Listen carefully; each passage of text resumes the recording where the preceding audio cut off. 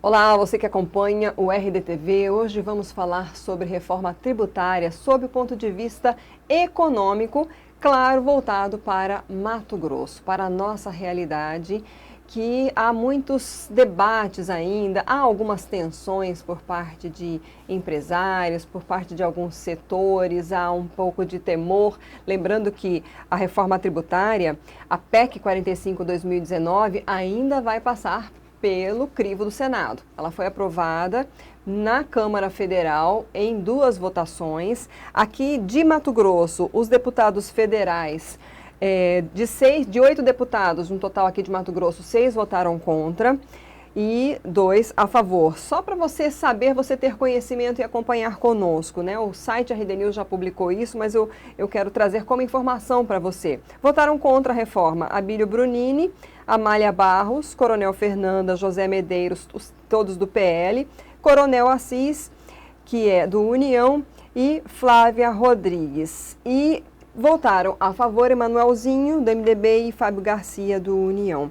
Mas o que essa reforma pode trazer, deve trazer para o bolso do cidadão, dos empresários, do agronegócio, dos setores? Vamos tentar trazer aqui um pouco de luz para você também acompanhar, é muito importante, porque você, cidadão, vai sentir possivelmente, certamente, né, nos próximos anos. Vivaldo Lopes é o nosso convidado, economista e também articulista do RD News. Vivaldo, bem-vindo novamente. Obrigado, Lídice, bom dia muito obrigado pela oportunidade de estarmos tratando de novo sobre a economia de Mato Grosso. Bom, vamos assim, como é a primeira entrevista que a gente está fazendo sobre a reforma, depois de aprovada, eu queria que você trouxesse primeiro um panorama do que foi aprovado, né? Há uma simplificação de impostos, né? A gente tem aí muito citado nas mídias o IPI, PIS, COFINS, ISS, ICMS, e a criação então do IVA, o Imposto sobre Valor Agregado, e do IBS, Imposto sobre Bens e Serviços. O que você traz, pode trazer mais assim, como um resumo do que está proposto, foi aprovado e agora vai ser ainda discutido no Senado? Olha, se tivesse que resumir 4 itens principais da reforma tributária, eu resumiria no seguinte: a reforma tributária implanta no Brasil o conceito, a metodologia tributária do cobrar sobre usando o IVA, que é o Imposto sobre Valor Adicionado. Portanto, deixa de cobrar onde o bem ou o serviço é fabricado e passa onde está a sede da empresa e passa a cobrar onde ele é consumido. Essa é a principal alteração da reforma tributária. Outra grande alteração na reforma tributária é a simplificação. Ela procura simplificar a vida das empresas. Hoje, as empresas têm que recolher, por exemplo, no caso, a reforma tributária substitui 3 impostos federais e 3 tributos federais e um estadual e um municipal. Os federais são PIS, IPI e COFINS, são federais. E substitui também o ICMS, que é estadual, e o ISS, que é municipal. Então, transforma 5 tributos, em apenas 2. A CBS, que é o imposto, é a contribuição sobre bens e serviços, que vai substituir os 3 impostos federais num só, e o IBS, que é o imposto sobre bens e serviços, que junta o ICMS e o ISS. Então, resume 5 em apenas 2 tributos para a empresa. Simplifica, é mais fácil. Então, o grande objetivo da reforma tributária é introduzir no Brasil esse conceito do IVA, que é o Imposto sobre Valor Adicionado. Segundo, é simplificar a apuração e o pagamento de impostos no Brasil. Hoje é muito complexo. E o terceiro grande objetivo é acabar com a guerra fiscal entre os estados. Por quê? Porque essa guerra fiscal ela tem beneficiado algumas empresas e alguns setores, algumas regiões que atraíram empresas com agressivos programas de incentivo fiscal, mas ela tem um efeito drástico nas finanças dos estados. Então, esses seriam os 3 grandes objetivos da reforma tributária. O que é o IVA, Lides? Veja bem, a ONU tem 180 países filiados à ONU, né? Desses 180, 175 países usam o sistema do IVA, que é o Imposto sobre Valor Adicional. 175. O Brasil é uma das raras exceções entre os 180, tem 5 países que não usam, um é o Brasil. Então, é preciso a gente estar no mesmo patamar dos países mais desenvolvidos. O Chile, por exemplo, já implantou isso há 2 décadas atrás e funciona muitíssimo bem. O Chile tem uma economia mais dinâmica, uma economia mais simplificada e uma das melhores economias da América do Sul é o Chile. Então, o Brasil está entrando em sintonia com os países da OCDE e os países mais modernos do mundo. E, segundo, vai simplificar a vida das empresas, porque hoje, vamos imaginar uma empresa que tenha filiais nos 27 estados. É muito comum nessas empresas do varejo, ele tem que acompanhar 27 legislações em cada um dos estados, porque cada estado tem uma legislação específica do ICMS, que é o Imposto sobre o Consumo, né? E para isso ele precisa de um batalhão de contadores, um batalhão de auxiliares administrativos e um batalhão de advogados.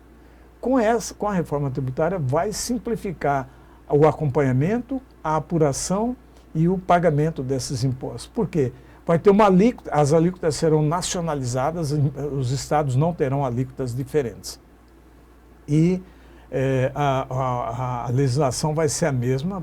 Primeiro, agora é uma alteração na Constituição, né? A PEC, ou seja, a PEC 45.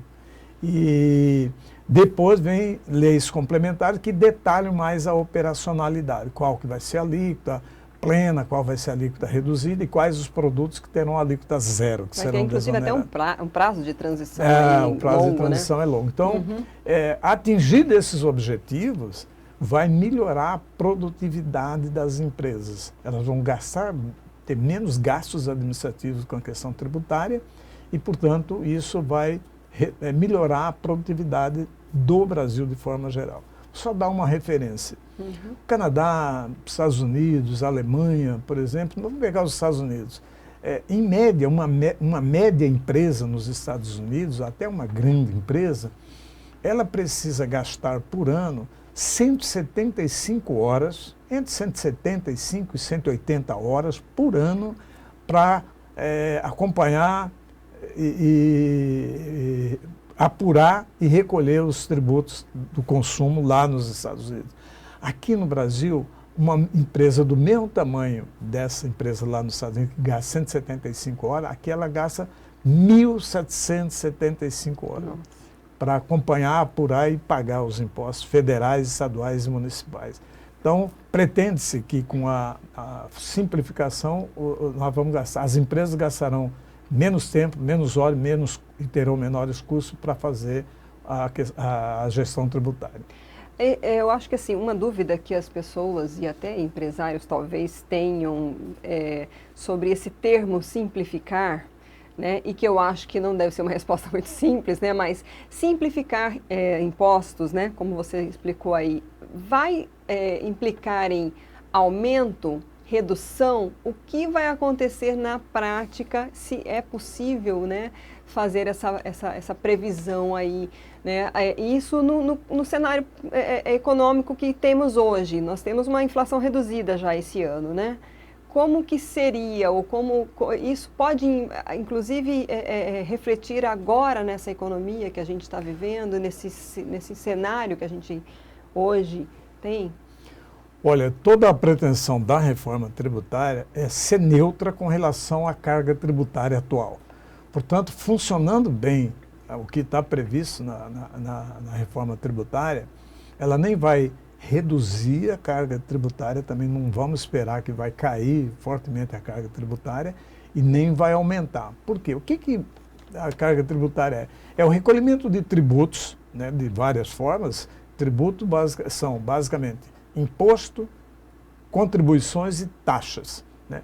A soma disso tudo é que mantém o Estado brasileiro funcionando nas suas três instâncias, federal, estaduais e municipais. Então, essa máquina está funcionando com esse patamar de arrecadação. A reforma tributária não pretende aumentar a carga tributária atual e não pretende reduzir também, deve manter. Portanto, não há expectativa de que as empresas terão uma redução de carga tributária, a não ser um ou outro segmento que provavelmente vai ter redução, porque hoje está com uma carga elevada. Mas, no geral, ela deve manter o mesmo patamar de arrecadação. Por quê? Porque a máquina continua do mesmo tamanho. Talvez a gente tivesse que fazer uma reforma administrativa para reduzir o custo do Estado brasileiro antes da reforma tributária. Não foi possível, desde Fernando Henrique, Itamar Franco, Fernando Henrique, todos os governantes de Lula, Dilma, Bolsonaro, Michel Temer, todos tentaram fazer reformas administrativas, não conseguiram. Então há uma resistência, não é tão simples. E a reforma tributária também. A primeira proposta de reforma tributária que apareceu no Senado, no Congresso Nacional, foi em 1993, 94, com o então ministro da Fazenda, Fernando Henrique Cardoso, depois da redemocratização. Veja bem, então tem 30 anos que o Brasil quer fazer uma reforma tributária, mas as forças antagônicas, ou por não entendimento, ou por receios, não aprova a reforma tributária. Agora criou-se uma ambiência favorável no mundo empresarial, no mundo político e no mundo público. Aí essa convergência resultou na aprovação rápida da reforma tributária. Lembro também que o Brasil já precisava disso. Essa reforma tributária não é uma reforma do partido que está governando, não é do partido que saiu, não é do Lira, não é do Senado. É uma reforma do país. Do país. Tanto é que a PEC 45, que deu suporte para a alteração atual, para a reforma tributária atual, foi desenvolvida por um grupo de economistas e empresários que financiaram um estudo que foi liderado pelo economista Bernardo Arpi, que agora é justamente um dos secretários do Ministério da Fazenda que cuida da reforma tributária. Foi pago por esse instituto, desenvolvido no seio da sociedade e apresentado à Câmara Federal. Ela foi absorvida por um deputado do MDB de São Paulo, chamado Baleia Rossi, que apresentou essa proposta em 2019. Eu vejo gente falando que foi tudo votado no afogadilho, não deu tempo para discutir. Ora, isso está lá desde 2019. Quem queria discutir reforma tributária, acompanhar ou propor alterações, teve de 2019 até 2023 para fazer, discutir, propor, questionar. Tudo isso foi possível fazer. Desde 2019 está lá na Câmara para discussão e agora foi aprovado. Antes da gente entrar no cenário de Mato Grosso, você falou do Bernardo Api, ele é do Centro de Cidadania Fiscal, né? Que Centro fez de Cidadania Fiscal, elaborou fez o estudo, aí elaborou a o proposta. texto. Ele fala em aumento do PIB em potencial em 10 anos, em cerca de 10%. Hoje, você concorda? Concordo, e tem um estudo do IPEA, feito por economistas do IPEX, que é um instituto, apesar de ser do governo federal, tem independência para os seus estudos. Esse estudo do IPEA, que entra nessa seara, não chega a 10%. 10% em relação ao que a gente vem crescendo hoje. Mas esse estudo indica que, no prazo de 10 anos, vai aumentar em 1,4 a produtividade do país, o que é muito, viu, Lites? Nos últimos 40 anos, a produtividade do Brasil cresceu algo em torno de 1%. 1%. O estudo do IPEA indica que, nos próximos 10 anos, depois da implantação da reforma tributária, é possível, a produtividade das empresas brasileiras deve aumentar 1,4%. E o PIB deve crescer 2,4%, o impacto que vai ter positivo no PIB com a implantação da reforma tributária. Então, esse é o gancho para a gente entrar para Mato Grosso agora. No início da entrevista, eu citei aí os deputados federais que votaram contra, a bancada mato-grossense foi em sua maioria contra, né?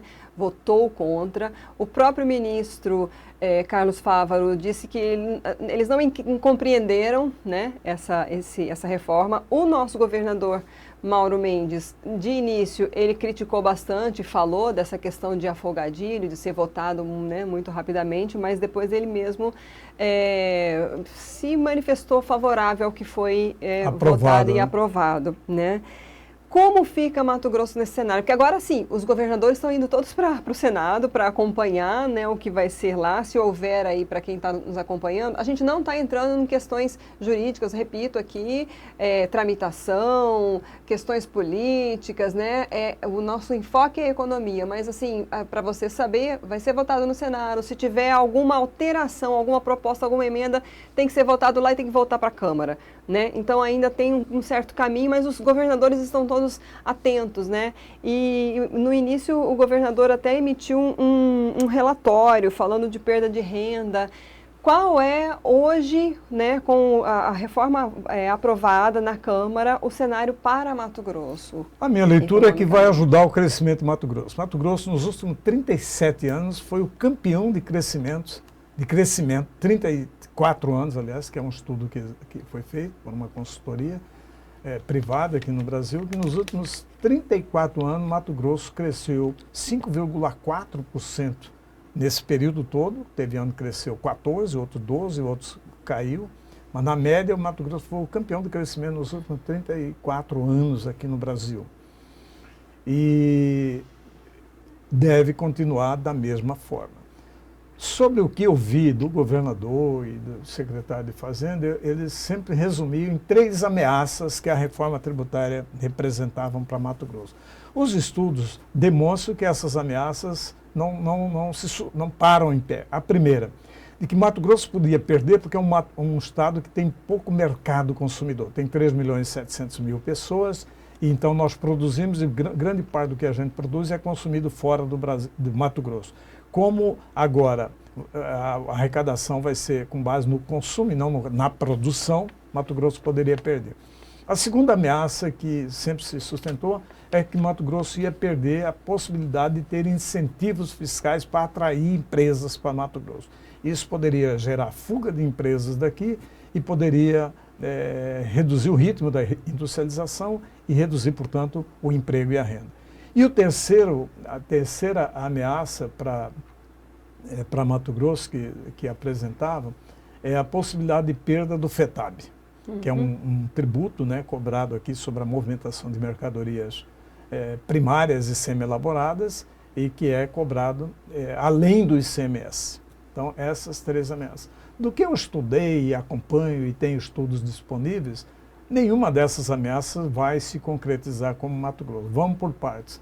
Primeiro, incentivos fiscais. Realmente, o Mato Grosso tem um agressivo programa de incentivos fiscais ao longo dos últimos 35 anos. Mato Grosso tem uma política de incentivar a indústria a virem para Mato Grosso. Ora, em 35 anos, Mato Grosso despendeu uma grande parte da sua arrecadação para dar incentivo para as empresas se instalarem em Mato Grosso. Vou só dar um dado. Em 2022, o balanço disponível lá no Tribunal de Contas e no site do governo e no site da Secretaria do Tesouro Nacional indicam que Mato Grosso arrecadou 22 bilhões de reais de ICMS.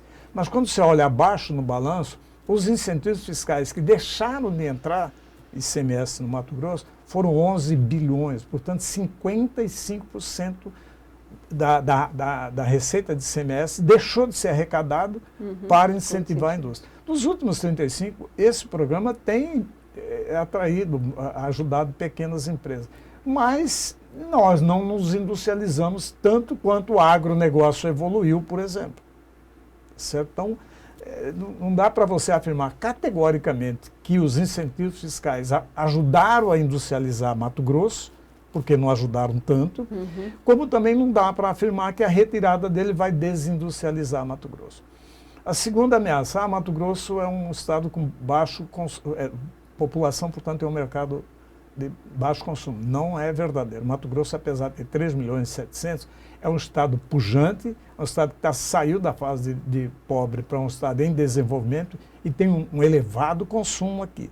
Porque tem renda alta. Porque Mato Grosso está crescendo ao longo dos últimos 30 anos e crescer significa mais empregos, mais empresas e mais consumo. Então, Mato Grosso não é um pobrezinho que tem 3 milhões de 700 mil pessoas que não tem pouca renda para comprar. Então, não é verdadeiro isso. Nós vamos continuar consumindo muito e os impostos do nosso consumo ficarão aqui. Vou dar alguns exemplos.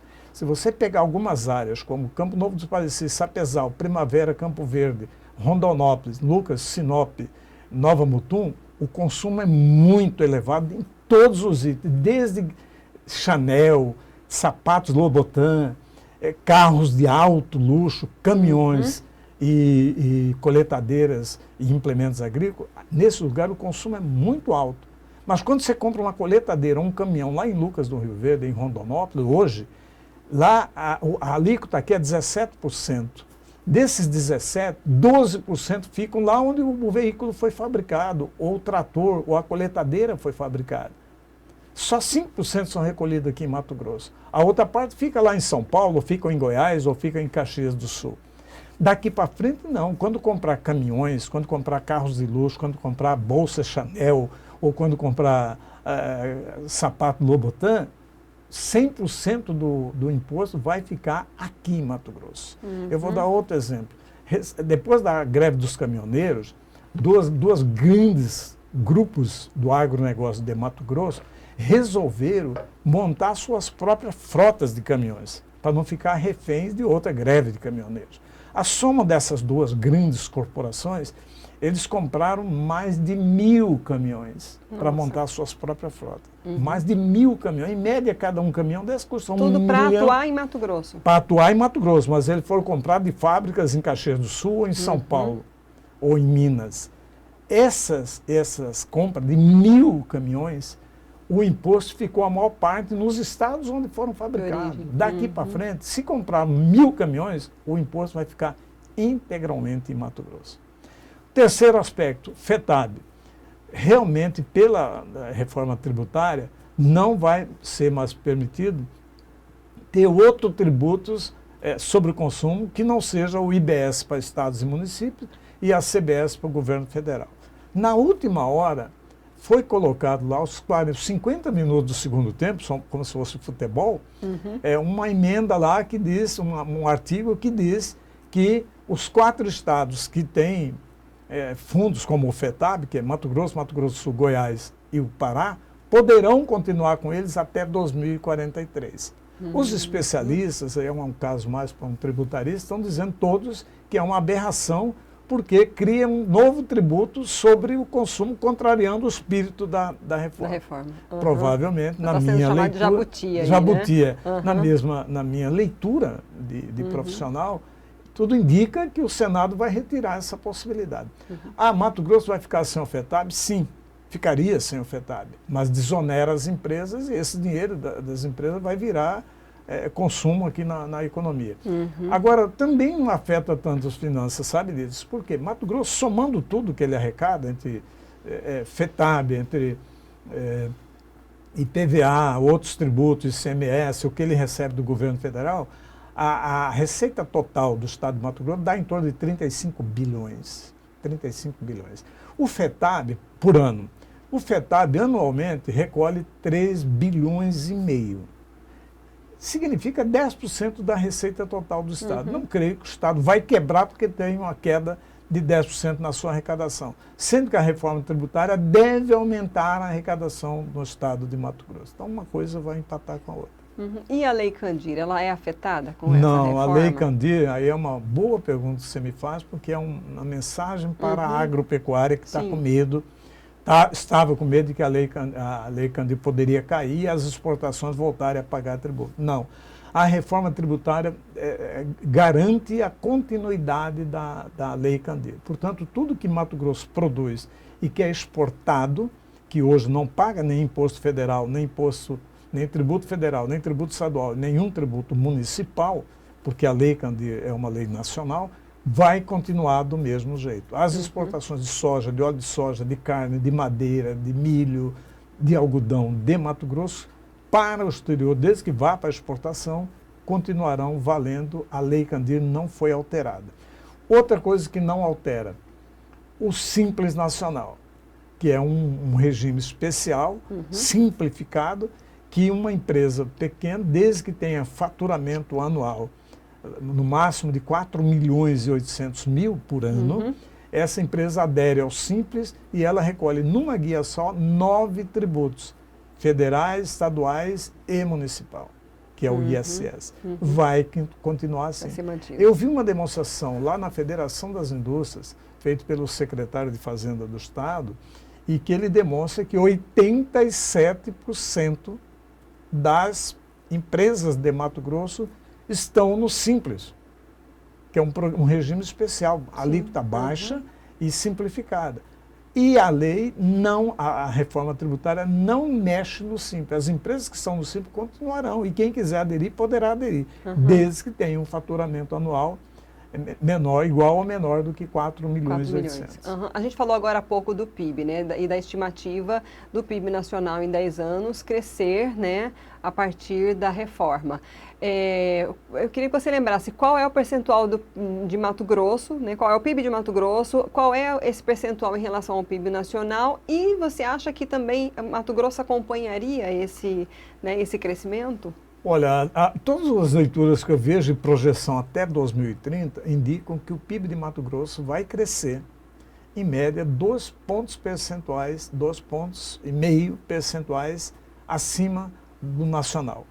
Por exemplo, para este ano, o PIB do Brasil está previsto um crescimento de 2 pontos percentuais, 2,5%, o PIB nacional. O de Mato Grosso está projetado em 5,5%, portanto, em 2023, Mato Grosso deve crescer 3 pontos percentuais acima do PIB brasileiro. O PIB de Mato Grosso está, em números redondos, algo em torno de 200 bilhões de reais. O PIB brasileiro, 10 bilhões de reais. Portanto, Mato Grosso representa 2% do PIB nacional. Lembro que há 25 anos atrás, o PIB de Mato Grosso representava 0,5%, 0,5% do PIB nacional, 0,5%. Nos últimos 30 anos, nós saímos de 0,5% para 2%. É um crescimento chinês. Crescimento chinês. A gente sai da participação de 0,5% no PIB nacional, tudo que é produzido no Brasil, passamos para 2%. Portanto, esse ritmo não vejo alteração nos próximos anos. É bom lembrar, Liz, que a reforma tributária tem um período de transição para não pegar ninguém, como diz aqui em Cuiabá, de supetão, né? De surpresa. Ele vai começar a ser testado em 2026. Veja bem, nós estamos em 2023, tudo indica que o Senado vai aprovar em rito final até o final do ano, até outubro. Se tiver grandes alterações, volta para a Câmara. E terminamos 2023 com um novo sistema tributário aprovado. Só que o atual vai continuar funcionando até 2032. 2032. Em 2026, testa uma alíquota, tipo um laboratório, com uma pequena alíquota do tributo federal, que é a CBS, e uma pequena alíquota do tributo estadual, que é o IBS, só para ver a base que vai ser tributada e quanto que arrecada, o potencial de arrecadação. Mas essa transição vai até 2032. Então, até 2032, o FETAB continuará funcionando, valendo, os incentivos fiscais de Mato Grosso continuarão valendo e começa o novo tributo plenamente funcionar em 2033. Portanto, a gente tem um longo período de adaptação.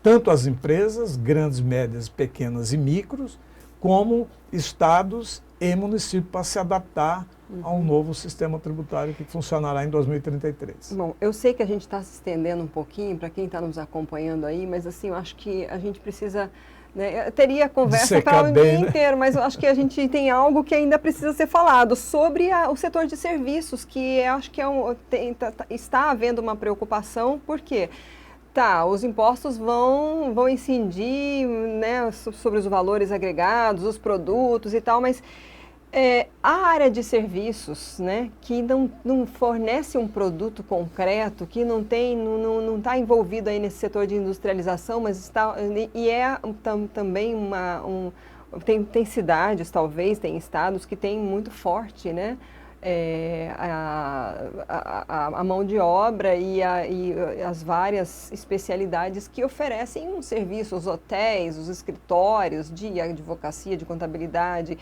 Enfim, essa preocupação, Vivaldo, como que você avalia aí? Vai haver talvez um peso maior? Vai impactar mais porque o serviço é baixamente tributário, né? Veja bem. Primeiro, para não assustar o setor de serviços, como o Simples Nacional vai continuar funcionando, as empresas do setor de serviços continuarão no Simples. Também dados da Receita Federal indicam que 91% das empresas prestadoras de serviço hoje estão no Simples Nacional. E 94% delas já fazem parte de um regime que alterou a arrecadação previdenciária dessas empresas. Portanto, elas continuarão num regime especial de recolhimento previdenciário e poderão continuar no Simples Nacional. Como o Simples não altera, as empresas de serviços que estão no Simples continuarão. Aquelas que faturam até 4.800.000 por ano. Isso afeta de 87% a 91% das empresas prestadoras de serviços em Mato Grosso. Portanto, não há motivo para assustar. Agora, as grandes empresas prestadoras de serviços poderão ser afetadas porque, numa hipótese que ainda não tem a alíquota, há uma estimativa de que a alíquota máxima vai ser 25%. Mas na reforma diz que alguns segmentos, especialmente o segmento de saúde, educação, alguns da área de serviços, terão uma alíquota reduzida, de 60% menor do que a alíquota maior, a alíquota plena. 60% de 25% dá 10%, portanto, tende a alíquota da maior parte do setor de serviços ficar em 10%, com uma coisa que não tem hoje. Hoje você tem que recolher 5% sobre o serviço na nota emitida e só. Daqui para frente, vamos pegar uma agência de publicidade ou uma empresa que presta serviço. Ela vai poder, antes de recolher o seu tributo, ela vai poder abater insumos que ela usou para entregar aquele serviço. Ela vai poder abater o papel que ela comprou, a energia, a internet, que ela usou para entregar o serviço lá no final. Vamos dizer que uma empresa de serviço tenha que recolher R$100 de imposto no final. Se ela conseguir provar por nota eletrônica que ela comprou papel, que ela comprou energia elétrica, ela comprou internet para entregar aquele serviço, ela pode abater isso do recolhimento. Os 100 pode virar 40, 60 ou 50. Tá? Por último, vamos dar um exemplo. Hoje o setor de serviços, as grandes seguradoras, os grandes bancos, são tributados pelo ISS, que é o imposto de serviço cobrado pelos municípios. Tem duas perversidades nisso aí, sabe, Lides? A primeira, eu vou dar um exemplo. O meu escritório de consultoria econômica, pequenininho, que não fatura R$1 milhão por ano, ali na Avenida Rubens Mendonça, eu recolho para a Prefeitura de Cuiabá 5% do meu faturamento. O Bradesco, o Itaú, o Santander, o Banco do Brasil, o Banco Safra e BTG recolhem o mesmo 5%. E olha o faturamento do Itaú comparado com a do meu escritório. Certo? Então, é uma perversidade. Se você vai lá em São Paulo, vai assistir um jogo lá no Allianz Parque. É uma seguradora alemã que investe aqui no Brasil, inclusive construiu o estádio do Allianz Parque paga 5% de ISS apenas, igual o meu escritório. Então não dá para ficar cobrando 5% de ISS do Itaú, do Allianz Parque, do Santander, do Bradesco, que cobra num pequeno escritório prestador de serviço. Aí realmente sobra um pouquinho para faturar mais dessas grandes corporações que podem pagar mais. Bom, alguma questão para a gente encerrar que você gostaria de finalizar? Olha, não, acho que a observação é que eu acabei não falando, a reforma tributária ela é focada no imposto de consumo.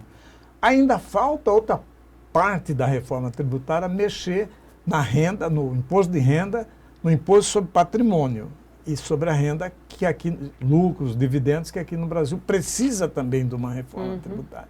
Ela mexeu só no consumo. A única exceção é que ela mexe no IPVA, mas aí também de forma benéfica. Vou dar outro exemplo. O IPVA hoje varia de a alíquota de 2% a 6% sobre veículos automotores. Só, Liz, veja bem que perversidade. camarada que tem uma pequena moto que usa para trabalhar como entregador, um carro popular que ele usa no Uber ou usa para trabalhar, paga de 2% a 4% de IPVA. Mas o avião a jato, o jatinho, o helicóptero, jet ski, iate, lanchas de luxo não pagam IPVA. Tá certo? Um entregador que tem uma moto que custa 50 mil reais ou 100 mil reais, ele paga IPVA. Mas o Neymar comprou um avião, um jatão, né? Não é um jatinho, é um jatão, que custou 365 milhões de reais. Nossa. O Neymar não pagou nada de um centavo de IPVA, porque ele não sonegou. A lei brasileira diz que não é para cobrar de helicóptero, de jatinhos, de lancha, de iates e de jet skis. A reforma tributária estabelece que esses veículos pagarão o mesmo IPVA, até uma alíquota um pouco maior, de todos os carros. O seu, o meu, os nossos carros. Tomara que isso se mantenha lá no Senado, né? Tomara que os senadores não tirem isso da reforma. Verdade, tá joia, Vivaldo. Obrigada novamente. Obrigado a você pela oportunidade. E fica o convite para voltar depois, né? Quando vamos esperar a aprovação do Senado para ver que alterações a gente volta a falar. Né? Tá joia, obrigada. Obrigado. Gente, nós ouvimos Vivaldo Lopes, economista, articulista do RD News. Você pode acompanhar aí toda semana os artigos do Vivaldo, e essa entrevista ela trouxe essa proposta, falar um pouco da área econômica da reforma que foi aprovada na Câmara Federal e que vai ser discutida e aprovada no Senado a partir de agosto. Então essa dica fica para você. Tem muitas outras questões que a gente poderia ter falado, cesta básica, né, que a gente acabou não falando, mas existe aí também uma isenção para a cesta básica, mas assim, a intenção nossa é você também buscar informações. Nós estamos em Mato Grosso, o nosso estado, ele cresceu, vem crescendo e a gente espera que isso continue, né? Então, eu peço para você que curta, compartilhe essa entrevista com pessoas que estudam, com pessoas que querem entender, com pessoas que querem levantar dúvidas. Nós vamos voltar com outros profissionais de outras áreas para falar politicamente, para falar juridicamente da reforma. Então, fica essa dica para você. Se você tiver sugestão e quiser colocar aí no nosso comentário, no nosso vídeo, pode colocar, a gente dá uma olhadinha e tenta buscar aí também esses profissionais. Obrigada pela audiência. A nossa entrevista fica disponível no nosso canal do YouTube, no site RD News. Até a próxima.